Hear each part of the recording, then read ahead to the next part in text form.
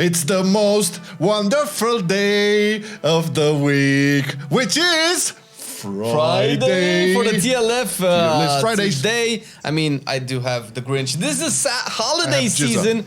And if you haven't been on stream yet, we are actually enjoying December, the whole month with the holiday season, because that's how you do it. But the way you do it this week is with TLF, and today we have... Tanks, baby, tanks in Mythic Plus, all based on data from Raider.io, and there are a couple of disclaimers. As always, please pay attention. Flame, go. The thing is, the lowest key that has been cleared by the lowest spec that we'll be rating is a 26, 27. So that's kind of where it's sitting at the very high end. Of course, we're going to be looking at the top keys cleared. That doesn't mean that that's how they perform. That doesn't mean that one is better next the other. It's just how the data indicates right now. Because I know somebody's gonna cry in the comments. Okay, I get it. Everybody has opinions. Opinions are like buttholes. Yeah, this is the thing. Yeah, you have to clean it. But the most important thing about it is that the best spec, the best tanking spec for you is the one you enjoy. Okay, and all of these tanks can do unless you want to do like plus 32s and 31s, in which case, I mean, come on, man. We can have a talk about that. But regardless, man, it's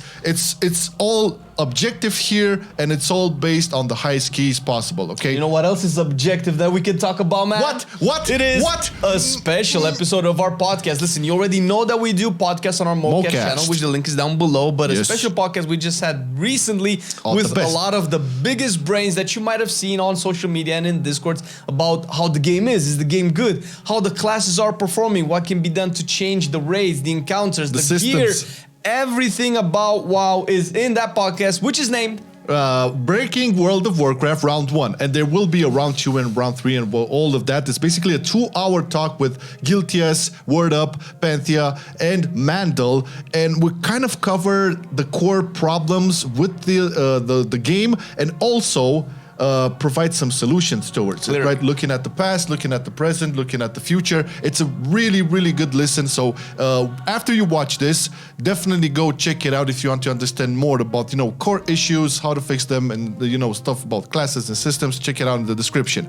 And now let's start the show. Let's start the show. Who's the first in line? Decay. Baby, I think Blood Decay has not changed.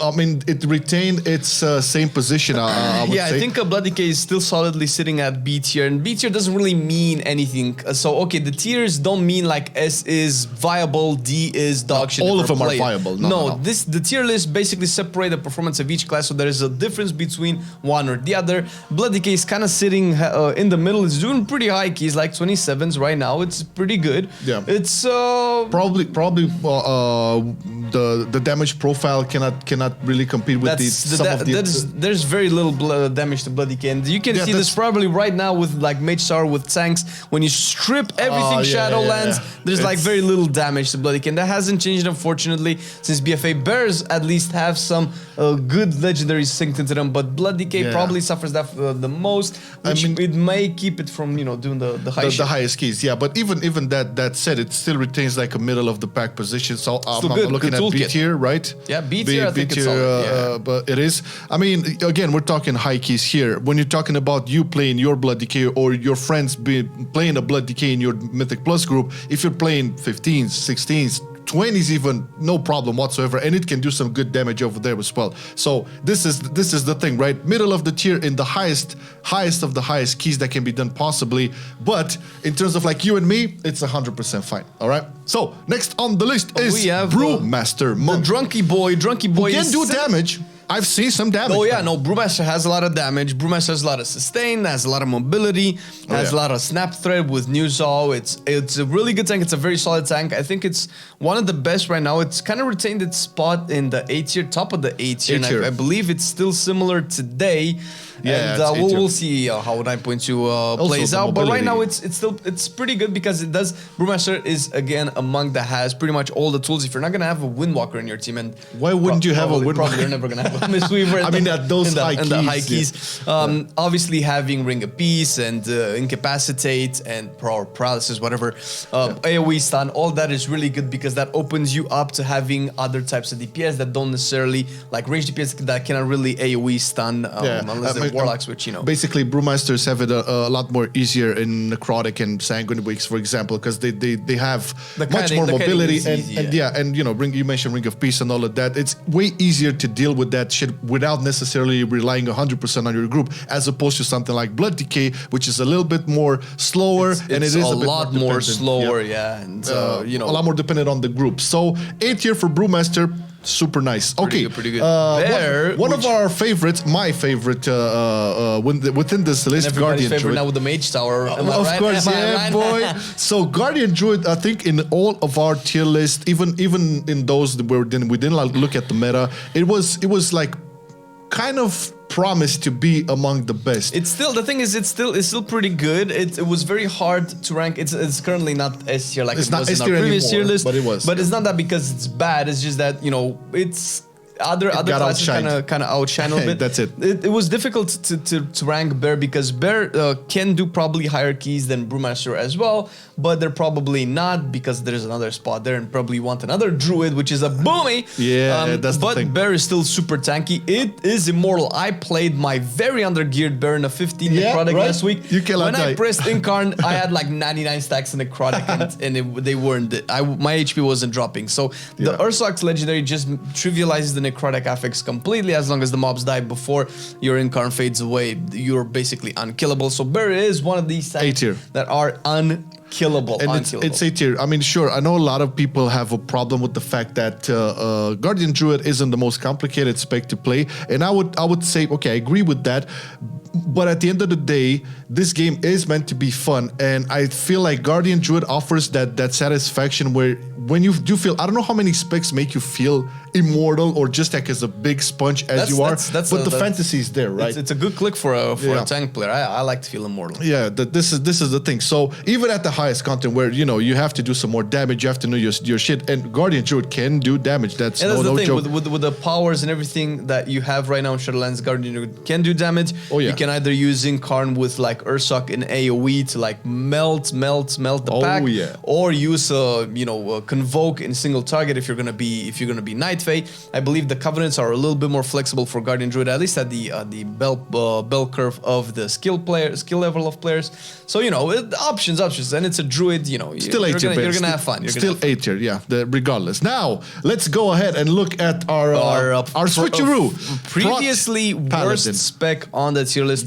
Very interesting. Worst spec, worst spec in terms of like what we're looking at back then, maybe 22s or something. But now Prot Paladin, baby. I know we kind of like underline this all the time. Prot Paladin is like the biggest damage dealer out of all of these tanks. I don't know, comparable to Vengeance maybe, but it has a lot of damage. I don't know if it's necessarily the biggest one. It has the biggest damage, and I'll call it. Probably has the biggest in single target for sure, and has a couple of really good potency counters that can give it single target damage. What's really good about the Prot Paladins right now, and if you really want to go deep into this, you can again check our MO Cast podcast channel where we had the Prot Paladin discussion very recently.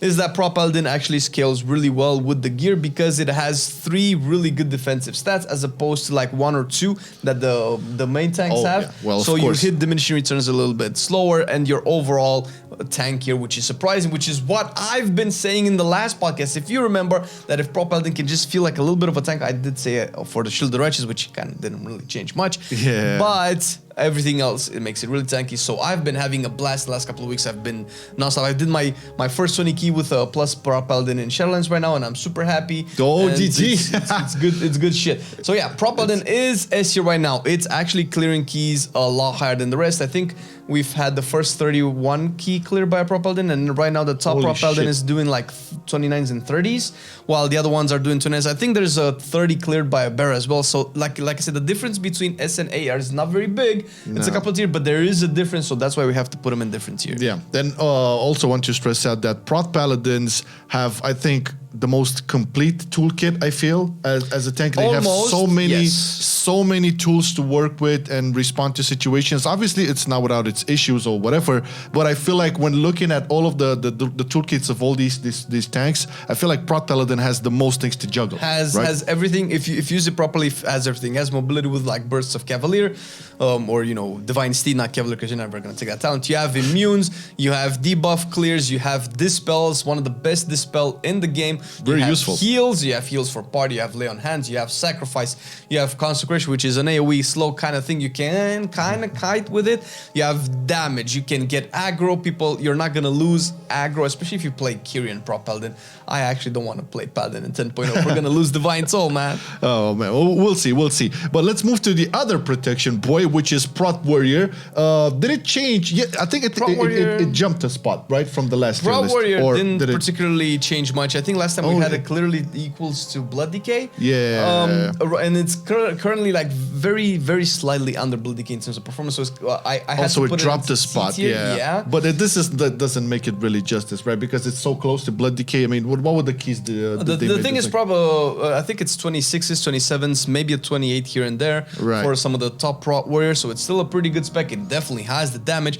The biggest damage that Pro Warrior can do can probably out DPS even Pro Paladins if you know what you're doing, but you're sacrificing a lot of tankiness, so you're probably not gonna do that at a very high end of the echelon. But Pro Warrior is still pretty good. It has Spell Reflect. I cannot tell you how good Spell Reflect feels. How many things you can actually Spell Reflect. It's incredible. It's amazing. Yeah, it's amazing. I mean, I know a lot of people complain about the problems a Prot Warrior can have with magic damage, but I think Spell Reflect is something that can be taken into. The thing with Spell Reflect, it does give you 20% magic damage reduction for a little while, but if you actually Spell Reflect a spell, that goes away. So outside of that, Pro Warrior does actually struggle with a lot of magic damage, and this is where the difference between Pro Warrior and Pro Paladin comes through, because Paladin can actually block a spell. Yeah, I know. This is a long ass debate between the two protection boys, but yeah.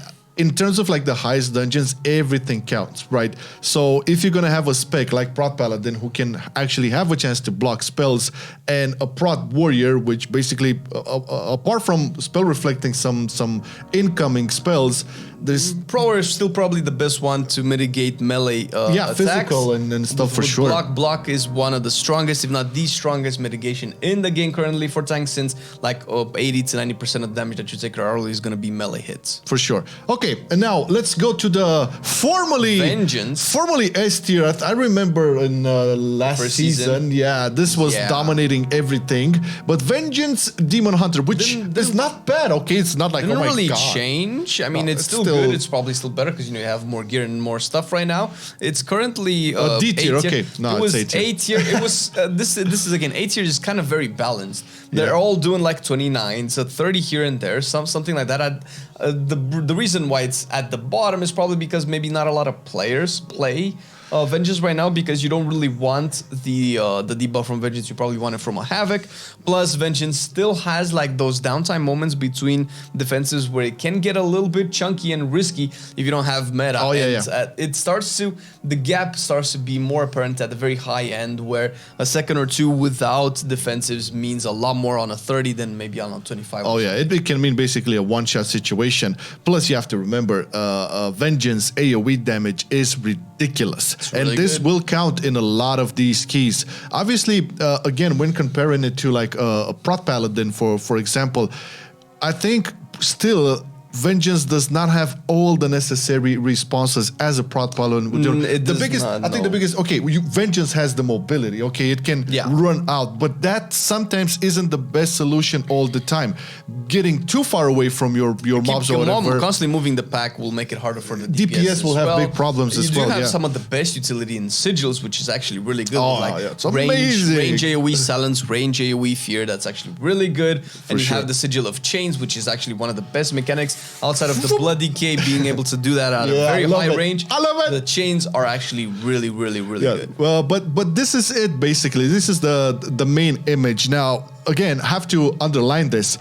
C tier doesn't mean it's the worst tank spec in Mythic Plus. Not by a long shot. This is all based on the effectively highest number of keys these specs did as we recorded this video, because things may change. This is maybe one of the clearest and straightforward tiers that we have, because C tier is kind of like 4 keys behind S tier on average right now. Right. There's like 4 different layers. So that's kind of the argument that we went through, because at the very least we could probably put everything into A tier and put Prot Paladin into S tier, and that would probably still be relevant, but that would just be a boring tier list right now. There is a clear difference between all of them, but they're all really good.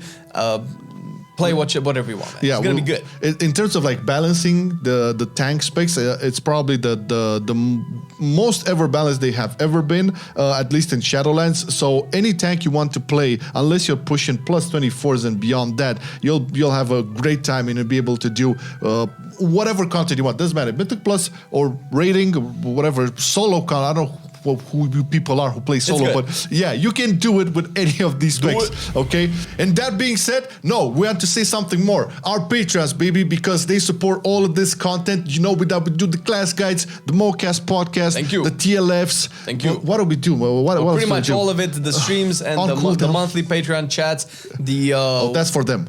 That's only for the patrons. Yes. Yeah, and so that's part of what you would be getting if you would decide to support us a little bit more. Bloopers. The links are down below. You get access to bloopers. You get access to, like I said, the monthly Patreon chat, wallpapers, and all of that stuff. Maybe even access to our creative process when we stream it over Discord, so you can see exactly how things are done if you don't find it boring. Yeah, this is the thing. Thank you, patrons, for those of you who stuck around, for all of the new people that joined in. Thank you so much. Hope you feel welcomed, and hopefully more of you to come over here. It's been a blast. It's been really reassuring to have all of you guys supporting the content. You know, gives us fuel to have faith for the future. And that being said, you have a great weekend because you watched this video and it has to be great. Thank you. Okay? All right. Bye. Bye. Stay in school. I've been loving it then, I still love it now. Still, I play WoW. Still, I play WoW. Getting better every day, let me show you how. Cause still, I play WoW. Still, I play WoW. It's getting harder to stay, but at the end of the day, it's a guilty pleasure, so just log in and play. Whether it's classic or retail, I'ma do a /bow. Still, I play WoW.